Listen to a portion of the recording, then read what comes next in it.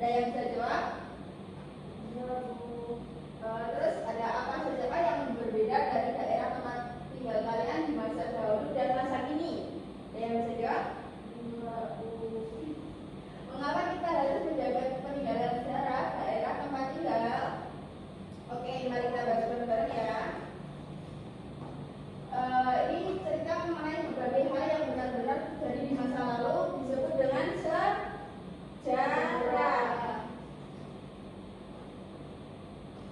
Nah, ini perbedaan. Lihatlah gambar di atas, ada perbedaan antara rumah B.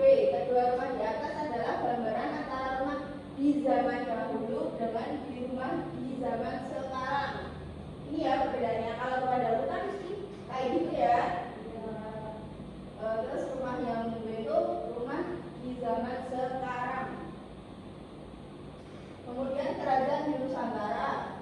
Kerajaan bercorak Hindu-Buddha dari berbagai peninggalan yang ada. Diketahui bahwa Hindu-Buddha masuk ke Indonesia karena dibawa oleh para pendeta Brahmana dan pedagang India. Setelah itu bermunculan kerajaan-kerajaan Islam di Indonesia. Kemudian ada kerajaan bercorak Islam. Agama Islam masuk ke Indonesia melalui para pedagang yang berasal dari Arab, Persia, dan Gujarat. Kemudian waktu itu kekuatan kerajaan Majapahit dan Sriwijaya sudah mulai melemah. Kerajaan-kerajaan yang berada di bawah kekuasaan mereka mulai melepaskan diri dan raja-rajanya memeluk agama Islam. Setelah itu bermunculah kerajaan-kerajaan Islam di Indonesia.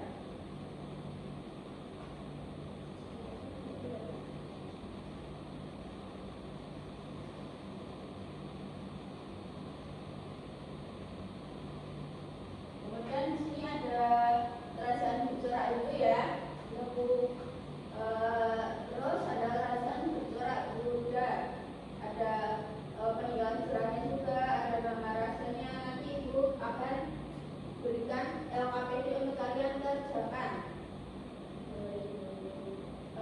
Kemudian kehidupan masa lalu dapat diketahui dari peninggalan-peninggalan sejarah berupa adat atau budaya. Alat yang digunakan tulisan maupun dalam bentuk bangunan. Oke anak-anak, ini Ibu akan membagikan lembar LKPD ya untuk kalian siap-siapkan.